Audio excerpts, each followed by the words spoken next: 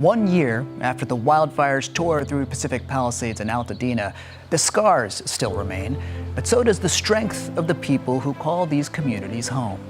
Across the region, neighbors came together, finding ways to move forward while navigating the long road to recovery. We have a long road ahead. We're down, but we are not out. From survivors rebuilding their lives to businesses reopening their doors. When you see bits of progress along the way, it keeps you going. It's been a journey marked by loss, determination, and hope. And even though there's been so much destruction, there's so many things that are still really beautiful. Now, as these communities move forward, there's also a growing push to look ahead toward new, innovative solutions that could help prevent future wildfires, protect neighborhoods, and save lives. This will make a difference. It'll make the fires less severe. On this Spectrum News special, after the wildfires 1 year later, the communities and residents in Altadena and the Palisades reflect on the long road to recovery and their commitment to build back stronger than before.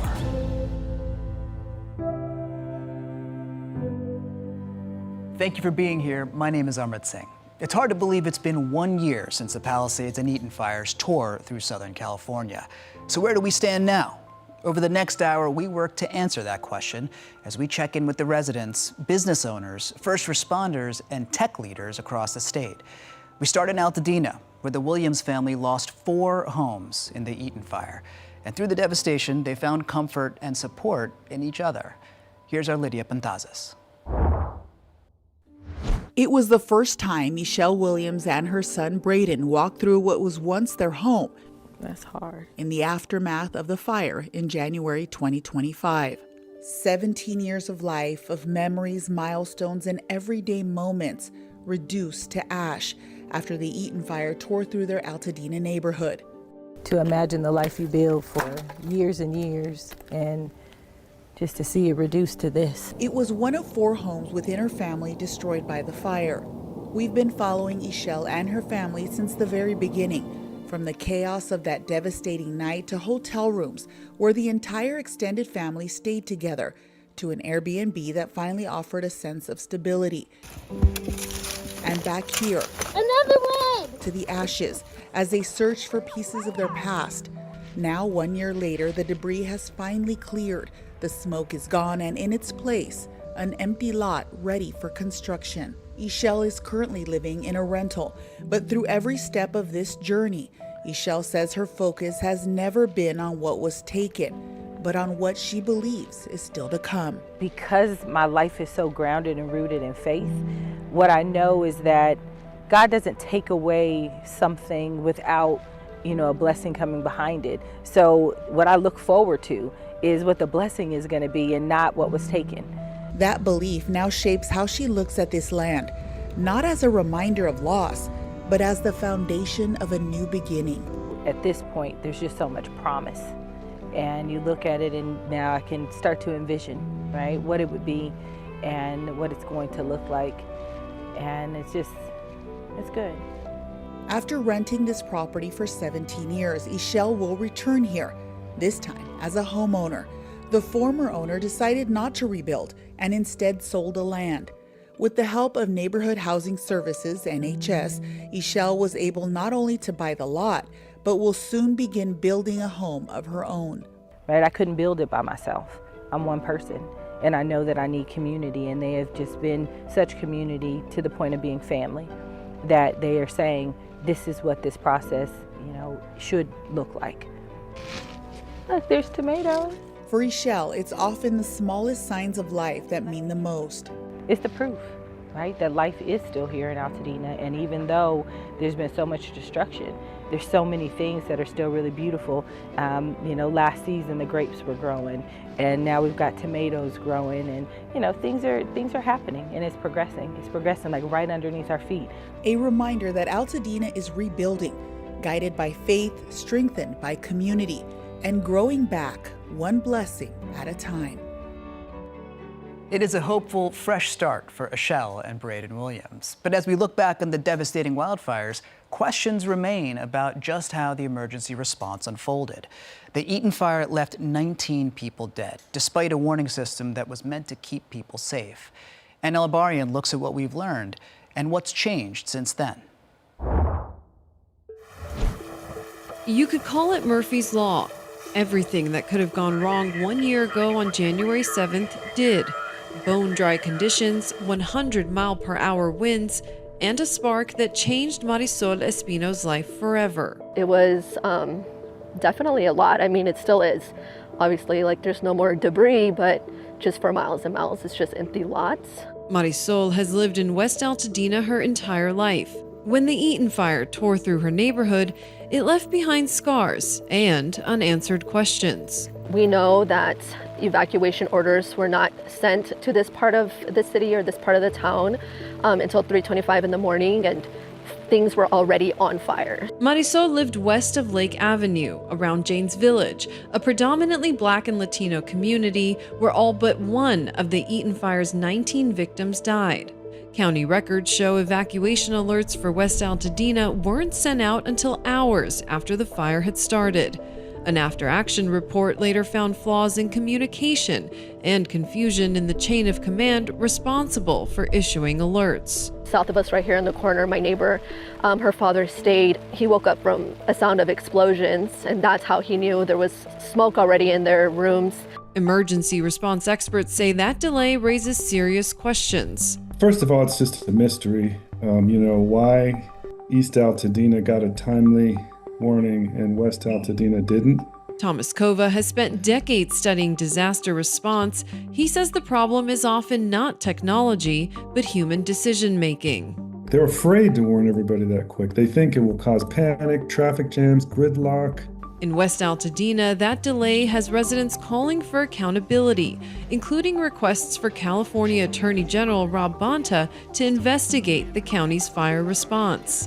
Bonta's office says they can't comment on whether they would launch a probe, but LA County leaders, including Supervisor Hilda Solis, say reform is underway for the Emergency Operations Center. We have our Office of Emergency Management, and we know that it has to expand, and I think we are already looking at budgeting positions there. But for survivors like Marisol, accountability isn't about blame, it's about preventing another tragedy. Asking for accountability is part of love for our community. It's advocacy, but it is rooted in love because we love our community so much. Even for families who still don't have a place to come home to. Still ahead, how students from Pali High turned a former department store into a functioning high school.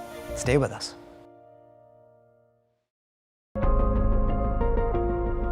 Welcome back. Palisades Charter High School students are getting ready to return to a temporary campus at Santa Monica more than a year after the Palisades fire devastated their community. Chase Beach shows us how the old Sears department store building was brought back to life and the ongoing effort to get students back to their home campus. When the Palisades fire burned in January 2025, Alessandra Santini's vision for her senior year of high school went up in smoke. Every single day, yes, I do walk into this building with gratitude, but again, it's the reminder that we're still not back at, our original Pali.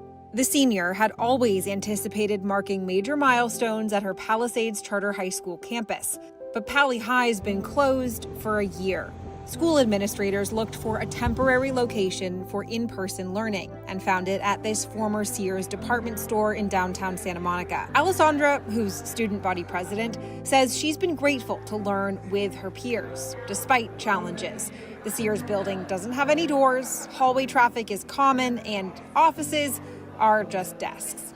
Even the cafeteria lines sweep around when we're in session, around the restrooms, and it's just super hectic. The Pali High School staff was planning to return to their home campus at the start of the spring semester on January 13th, 2026. But ongoing environmental testing has pushed that return date back. In a letter shared with parents, staff, and students, Pali High principal Dr. Pam McGee said, "While we're eager to return to the main campus, this transition has been briefly delayed to allow time for the completion and posting of final environmental testing reports by LAUSD's Office of Environmental Health and Safety." According to the Los Angeles Unified School District, they're testing for asbestos, heavy metals, pesticides, volatile organic carbons, ash, char, soot, and more. LAUSD determines when students can return, even though Pali is an independent charter school. While the delay is disappointing, safety comes first, says Principal McGee. As much as we're, emotionally we think we're ready to go back, that we would never make that transition until we knew that it was going to be safe to do so. Now staff say everyone will be back in the Pacific Palisades on January 27th, where temporary classrooms have been set up to supplement the spaces that were lost.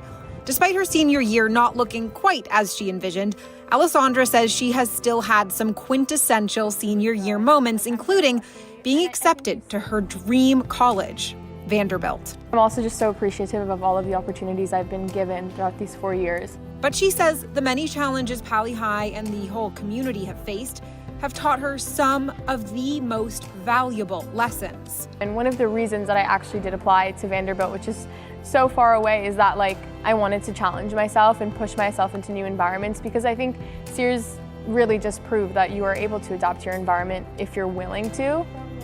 At Pali High, the ultimate class in courage. We are wishing all of the students a safe return to campus and growth from the challenges of this past year. And there were also big challenges for the businesses impacted by last year's wildfires. They say it's been tough, but many business owners are getting back to some sense of normal with the help of a local grant. Our Joe Kwan met with 2 business owners who are looking to the future with hope. Music fills Patrick Hildebrand's heart, and he's shared his love of music here in the Palisades through the amazing music store. That's everything. It's everything for me. But on January 7th of last year, this store that had been part of the Hildebrand family's life and this community since 1980 was destroyed in the Palisades fire. I'm sad. It's a good friend to lose. Every time I bring that friend up again, I get sad. This is where their small family-run business was once located. His son PJ says everything, from the instruments to the building, were lost. A loss they continue to cope with a year later. The fire ended for most people over here. They're not thinking about it like we are still, but it didn't end for us. We're still knee-deep in it. Just like many of their neighbors, they hope to open again in the place they love. I just want to come back. And I really cherish this place more than ever. In the meantime, with a $10,000 grant from the group Local Initiative Support Corporation LA, the amazing music store purchased new instruments to continue offering lessons both in person and online. That helps us to stay alive. That helps us to go from day to day. Here in Altadena, the chickens, the goats, and all the animals of the Experience Fable have recently returned to their home for the first time since the Eaton fire. Mia White is the owner of the Premium Mobile Petting Farm. This is where her small business was based. It's also where her home was. On the night of January 7th, 2025, after getting her family and animals out, Well, I had this feeling when I closed the door that this might be the last time. it was. They lost their home, barn, corrals, and almost everything. But they have begun rebuilding temporary shelters for their animals with the help of the same grant the amazing music store received. I feel good. It feels like when you see bits of progress along the way, it keeps you going, it keeps you working towards that thing. A step closer to feeling a little normal. Chain of events that come together, and hopefully we'll get to that end place pretty soon. I think we will. A place the Hildebrands also hope to get back to. Hopefully there'll be a place for us, maybe somebody will have a place for us. Somewhere to share what fills their hearts with the community that has theirs.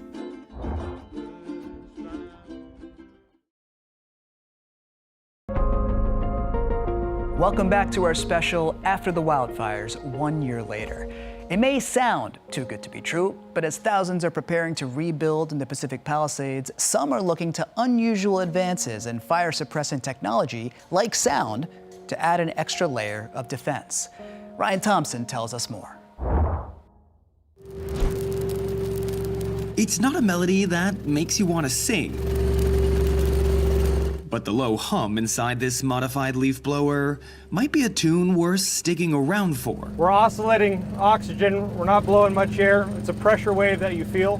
That's because it uses sound waves to neutralize oxygen that fuels flames, and quite literally stop fire at the speed of sound. Opportunity like this, with this level of devastation, creates an opportunity to think outside the box. Remington Hotchkiss admits the idea sounds almost too good to be true, but his company, Sonic Fire Tech, points to NASA research showing that low-frequency acoustics can slow and suffocate flames.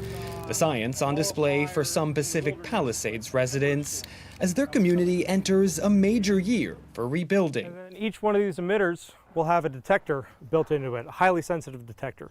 So when any flame or chemical trace of a fire is detected in that zone, your emitters will open, deploy. Their idea is to install custom home solutions built along gutters, fences, and roofs to provide some nervous rebuilders an extra sense of reassurance. I want my babies to sleep soundly, knowing that the technology we have installed around our house is protecting us from danger. Emily Bianchi is a prospective customer, currently preparing to rebuild her family's home from the ground up, using as many fire-resilient materials as possible. My water was turned off before I even evacuated. The technology caught her attention because it doesn't rely on two critical systems that failed during January's fire. The water could be turned off and the electricity could fail and the power could go down, just like it went for us. So we need things on site that are durable, that are self-sufficient, that can operate without any of the infrastructure. We talk to insurers every day. Though Remington stands by Sonic Fire Tech's potential,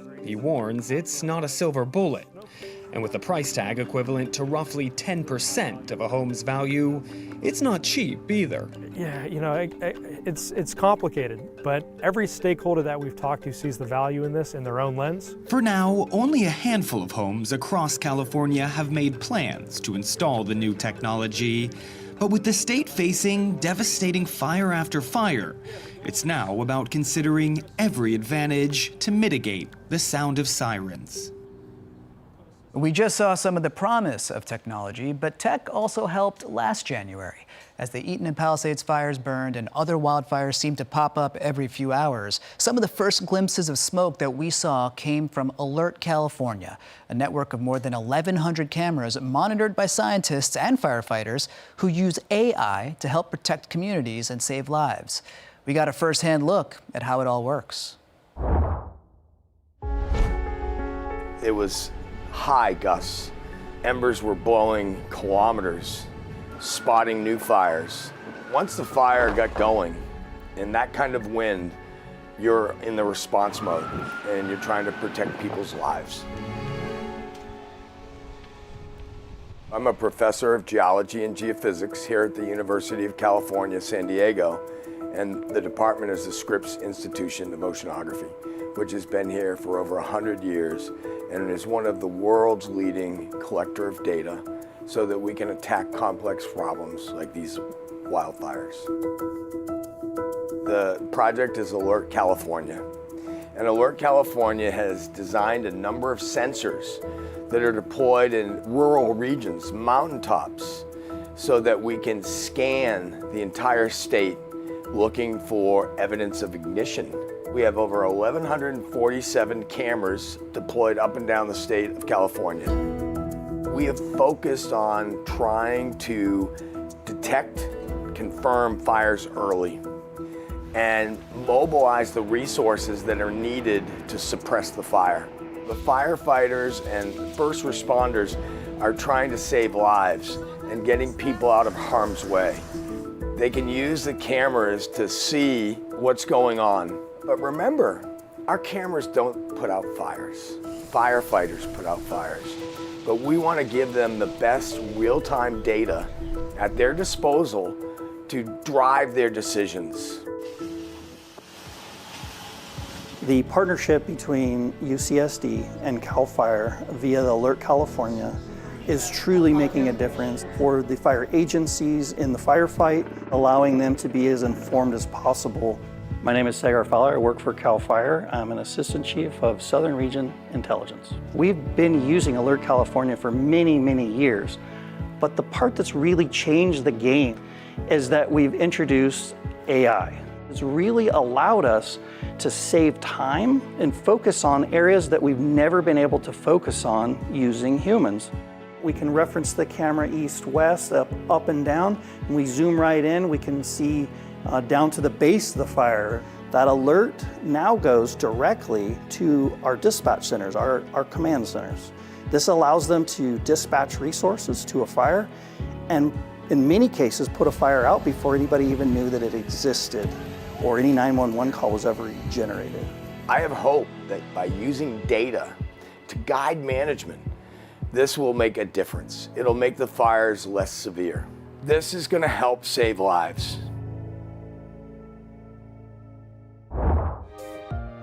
Up next, from the brink of destruction to a fresh start. Find out how historic homes are being rescued, helping wildfire survivors rebuild while preserving history at the same time.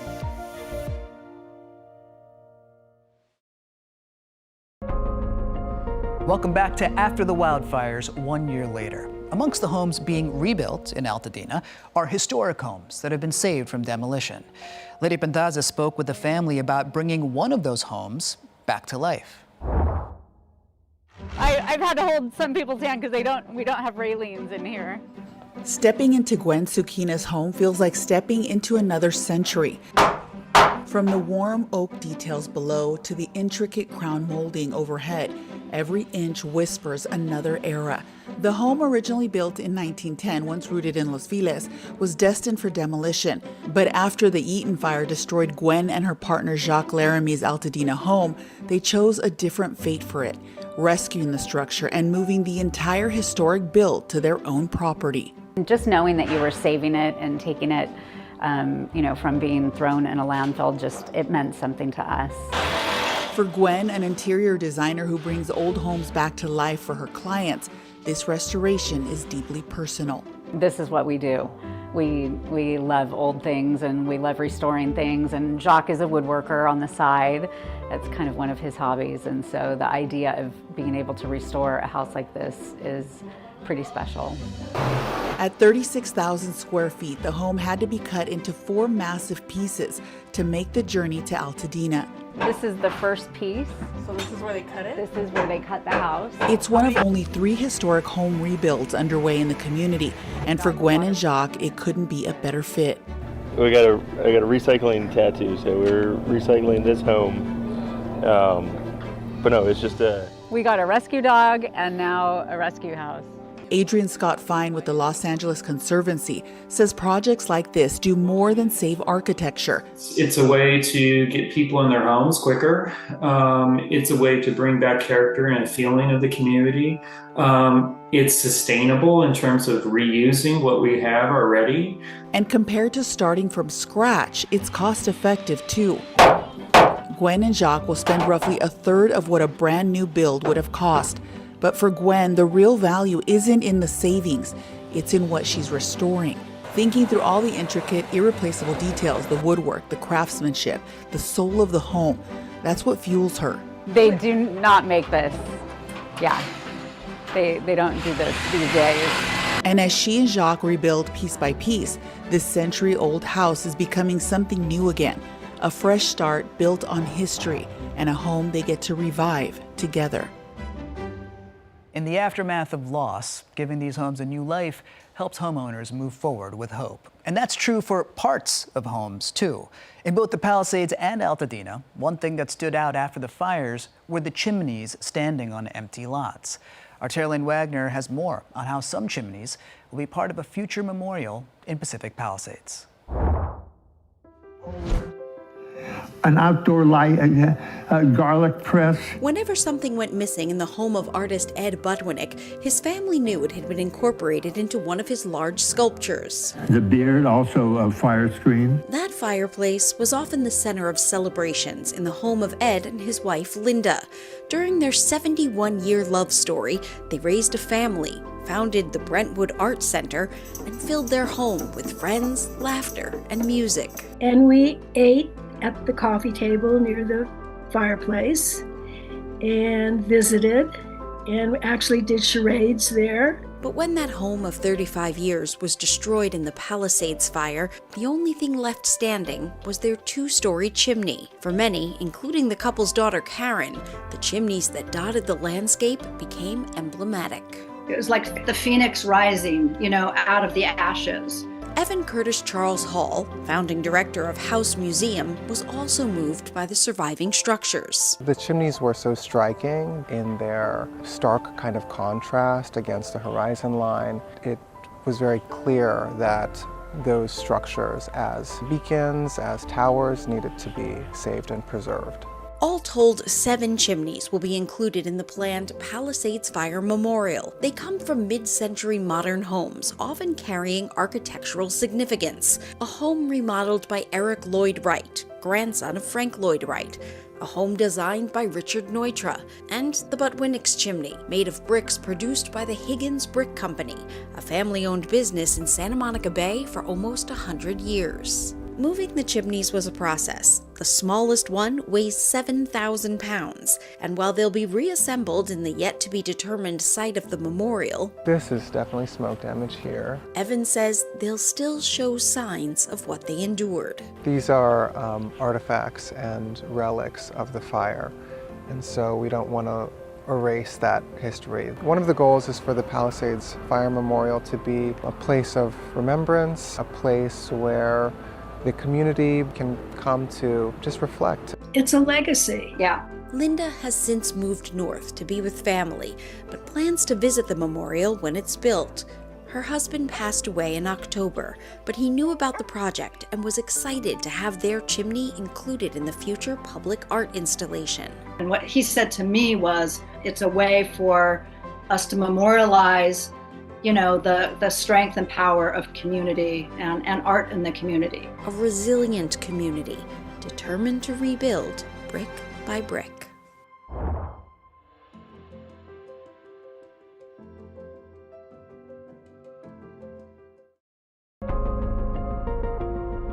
Welcome back. Last summer, a group of high school students from Altadena learned valuable lessons about resilience and rebuilding. They took a free trip to Japan and visited the town that was decimated by a tsunami more than a decade ago. Taylor Wagner is back with that story. Reflecting back to the Eaton fire isn't something Allison Campos wanted to do for a long time. The high school junior describes herself in those early months as checked out, keeping her trauma to herself. Everybody talked about how everything was going on, everything was burning, and I kept it a secret that my home burned down. Discussing it made her feel vulnerable until, she says, she started talking with STARS, a Pasadena-based nonprofit that provides educational and mentorship programs. Executive Director Matu Maini Taylor says following the fire, they sprang into action, setting up drop-in centers and mental health services. But what was missing, she thought, was a place for teens. Adults have lots of touch point places, right? They're talking about insurance together, how they're going to rebuild together. But for youth, it's kind of like, where do they come and have a place to be vulnerable and a place to, process what has happened and process what could be? That work took them across the world. The U.S.-Japan Council collaborated with the Dodgers to sponsor a leadership program called the Kibo for LA Initiative. Kibo meaning hope. 10 students impacted by the Eaton fire, including Allison, traveled to the Tohoku region of Japan to learn how the community has been recovering after the earthquake and tsunami of 2011. Senior Owen Porter Self was born and raised in Altadena and lost the only home he'd ever known. Following the trip, he helped produce a short documentary about the experience that was screened at a STARS fundraising event. Arriving in Japan, he says he felt immediately seen and heard. Since the fires, really, it had felt very isolating, and then suddenly there was this group of people who kind of understood where we were all coming from. The trip not only gave him a sense of hope, but strengthened his resolve to help restore his own community. To make sure that the people who've been in Altadena for a long time have a say in moving forward and rebuilding, and that doesn't get taken out of our hands. These kids, they're ready to sit on collaborative councils. They're ready to talk to electeds. They're going to inherit whatever we rebuild. and we're excited about that. And for what comes next, they'll bring a cohort of students to New Orleans to examine how that city has recovered since Hurricane Katrina 20 years ago. Allison will be on that trip as well. She says the Japan trip was life-changing and definitely filled her with the hope that the name of the program promises. They went through a tsunami and they have improved, they've grown. That means we can also improve and grow. We can also move forward. Finding ways to recover individually and as a community. To find out more about how you can support the work being done by STARS, visit gostars.org. Staying in Altadena, a bustling neighborhood spot is back, serving foodies in the community and beyond. Natalie Basha shows us how hope, support, and a renewed sense of purpose helped the owner rebuild what was lost. It's a bustling Monday night at Betsy in Altadena. Patrons filling the tables, potatoes roasting on an open fire as wine flows. But just a few months ago, this neighborhood spot was closed permanently. His restaurant, Bernie, had only been open for 1 month before the Eaton fire tore through Altadena and forever changed the neighborhood. Restaurateur Tyler Wells lost his home during what was already a low point in his life. My wife and I just sort of had a mutual agreement to separate. We lived in West Altadena and I moved across town right over onto Eaton Canyon on January 2nd, and then the house burned down. Tyler's restaurant survived the blaze, but his marriage and his spirit did not.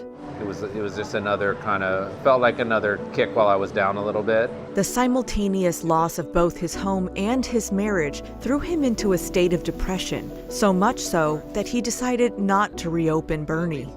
The town's gone. I mean, how do you open a restaurant? The one sort of thing standing. I mean, that's not true. Mia across the street was there, and there's a few things around, but 3 sides of us are just gone. But his team at Bernie wouldn't let Tyler give up. And then I'd get another call and another text, and we have to reopen the restaurant. And it was their support and encouragement that led Tyler, 9 months after the fire, to finally go for it, to reopen the restaurant, but this time as Betsy.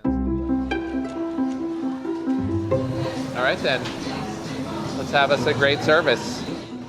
I don't want to do anything without these people. This is my team, and we are a family. We are very much a family. Tyler's chef, Cameron Gill, says the whole team waited and prayed for the restaurant to return. It was probably the best restaurant I've worked at, in terms of just everybody caring for each other. It'll take a lot more than a devastating fire to knock us down. Altadena resident and community organizer Shauna Dawson-Beer, who also lost her home in the Eaton fire, says that camaraderie from the team and the vibe that it creates at the restaurant made Betsy the neighborhood's home away from home when so many don't have one. The running joke is that we can't come here without seeing at least, a few people you know. On some nights, the entire space is filled with Altadena people. When he hears people say that about Betsy, Tyler says it fills him with pride and a sense of responsibility. I mean, that's what a restaurant does. A restaurant provides that feeling. It's like it needs to be a place for people to gather and experience joy. And Tyler hopes that Betsy will continue to be a source of joy for the Altadena community for many years to come. Still ahead, how a group of Altadena homeowners are uniting to preserve their historic cottages. Stay with us. Welcome back to After the Wildfires, 1 year later. We've been hearing stories about how the Pacific Palisades and Altadena communities have been rebuilding. Residents, business owners, and more sharing their stories with us over the last year. They're filled with pain and grief, but also they're finding healing and resiliency. Kelvin Washington sat down with a group of survivors before the holidays. Here's a part of that conversation. Hello, everyone, and welcome. We are in Altadena, where we have some very special guests whose lives have been changed forever by the wildfire. Dr. Ishelle Williams, whose 17 members of your family were displaced in the Eaton fire. Phil and Karen Giffen from the Palisades, whose home was always a place of celebration during the holidays, a place where folks gathered. Shauna Dawson-Beer, who is an organizer, an activist, and an advocate for the beautiful Altadena Community Group. We have Chef Tyler Wells, who lost his home and nearly his restaurant in the wildfires. And Jennifer Tolbert, head of the St. Mark's School here in Altadena, which was destroyed by the fires. Everybody, it is wonderful to have you all here. But I want to start with you, Dr. Ishelle Williams. Obviously, a lot of the conversation we'll have is it's not just the home, it's the memory, it's the people, it's the family. And again, so many family members are near you in that area. One of the things I always say is they broke up the band. We were so close and everybody just living a stone's throw away from one another. It takes us effort to get together now.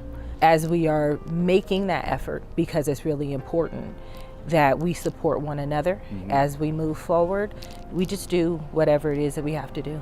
Well, we're hoping the band will still be able to get back together. We don't want to break up the band forever, so that's what we're hoping for. Tyler, I want to talk about your restaurant, Betsy. You didn't think you'd be here. During the fires, you thought you'd lose it. What was that like, thinking you may have lost something that you worked so hard for? It was pretty surreal. I spent the morning believing it was gone, you know, so much information, 100 text messages from the neighbors over here, and said everything's gone. And I just sort of sat with it and thought, well, okay. I mean, what do you even do? Right. You know, so many of us in the restaurant lost so much, and I was certain that I wasn't coming back, and it was just like slow drumbeat from the staff to continue to call and say, hey, we're coming back. It was so encouraging, and I feel like that energy's kind of carried through to the community. You know, this time of season, folks are grateful, folks are thankful, but on the other end, I can imagine for folks who lost so much, it could be anger, it could be frustration, it could be sadness. Maybe Phil and Karen, do you find yourself around this season maybe more grateful and thankful, or do you find yourself, is it hard to have that sense of gratitude? I'm always attempting to dig deep for the gratitude, but there you have it. I'm digging deep because above that, it's like you said, sadness, anger. When we first talked about having Thanksgiving, I thought, there's no way. But it was my wife and our daughter, their optimism said, no, we'll have it. You brought up something I find interesting. Sean, I want to ask you this, having people to lean on. Some days you may feel optimistic, some days sad, some days, upset, angered, but having the people you can lean on their shoulder, and some days they can lean on yours. What's that been like? So we have a long road ahead, but we're down. I'm not gonna lie, right? We're down, but we are not out. Anytime I'm at the grocery store buying something or replacing a singular item, all I can think about is the fact that I'm here doing that and not all of my neighbors are. And for that, I'm incredibly grateful. And I see that in our beautiful Altadena group, in our subgroups, and and all the other places that folks connect, because our groups became, on January 8th, a giant support and grief group. That's what we are. We're 10,000 grieving people and working through it together. Jennifer, you've had to run a school, so it's your own personal situation, but then you also have so many other people who are leaning on you. Yeah, I think it's a blessing to work in a school. I'll say that first and foremost, because when you're around children, you're always mindful that they look up to you. Bringing that sense of normalcy you mentioned earlier is so important.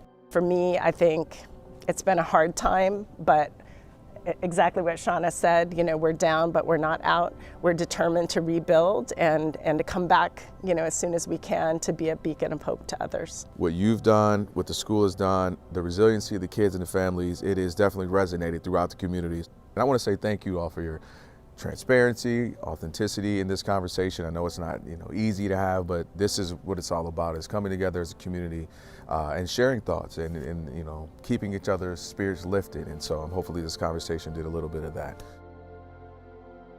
And we stay in Altadena for the last story of this special. The historic community known as Jane's Village was preparing to celebrate its 100th anniversary last year when the wildfire destroyed 75% of the neighborhood. Now, a group of architects are lending a helping hand to homeowners who are determined to rebuild that historic village. Natalie Basha is back with that story. This is our house. This is what it was.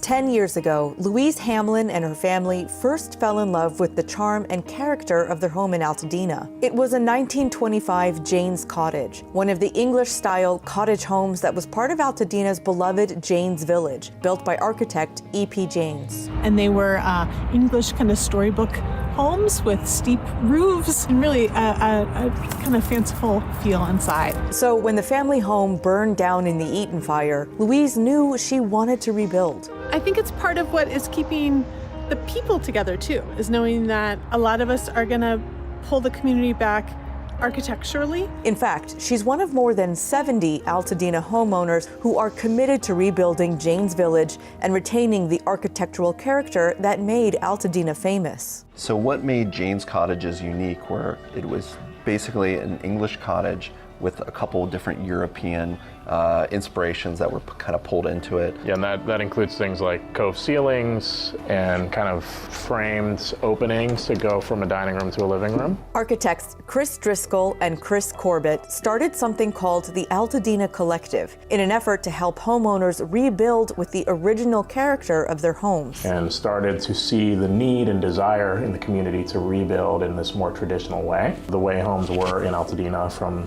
the 1920s through the 50s and 60s. The collective drew up 6 model homes to rebuild Jane's Village. Louise is building this house, the Farnsworth model, which is a close replica to her old home. Because construction costs today are much higher, the collective allows homeowners to pool funds to place orders on expensive custom details needed for these homes. Many of the Jane's cottages had beautiful particular windows, and those custom windows would be very expensive to build individually, but when you group them together in multiples and into something that's less custom, then the price comes down.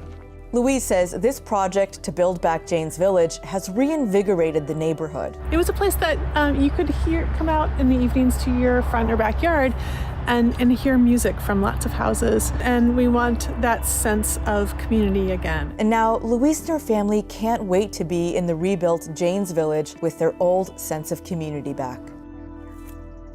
It is that sense of community that keeps us going. Stay with Spectrum News as we continue to bring you the stories of the ongoing recovery and rebuilding process in Southern California. There is more to come. Thank you for joining us.